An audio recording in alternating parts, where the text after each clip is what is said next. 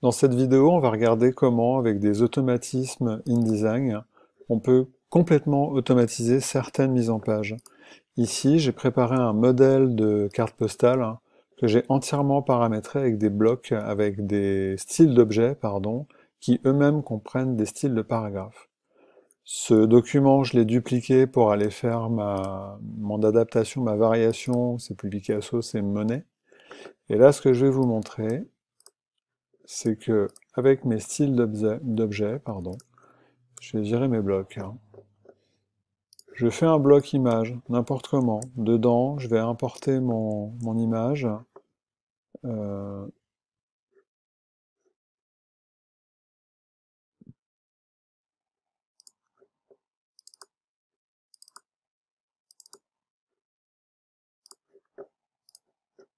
voilà.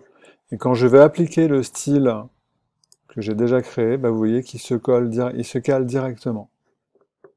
Ensuite, si je fais un style de texte, un bloc de texte, je vais aller chercher mon texte. Donc c'est un Google Sheet. Je vais prendre mes 4 cellules entièrement, je copie, je viens dans mon bloc de texte, je colle, c'est du texte, alors il m'a pris je pourrais le mettre en paragraphe standard, et là ce que je vais faire, j'ai juste à lui appliquer le style de bloc, voilà, que j'ai paramétré auparavant. Comment est-ce que j'ai fait ça? Vous voyez qu'il me l'a mis directement à la bonne place, et directement avec les bons styles.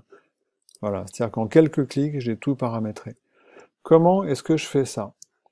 D'abord, pour mon style d'image, eh bien, quand j'ai créé mon premier modèle, eh bien, tout simplement, je lui ai indiqué dans le style d'objet la hauteur et la largeur, dans cet onglet ici, et ainsi que sa position. Ce qui fait que quand j'applique ce style d'objet à cet objet image, il me le cale directement à la bonne place. Ensuite, pour le style de bloc de texte, j'ai fait exactement la même chose. Par contre, j'ai ajouté autre chose, on va regarder ça sur une autre page, ce sera plus pratique.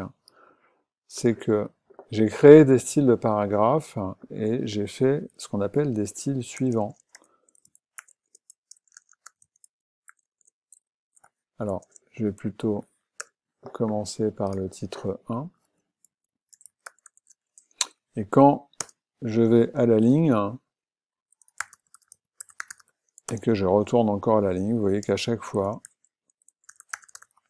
il passe au style suivant. Comment ça est-ce que ça se paramètre? Eh bien, une fois que j'ai créé mes styles de paragraphes, dans cet onglet ici, je lui dis que ensuite je veux le style 2.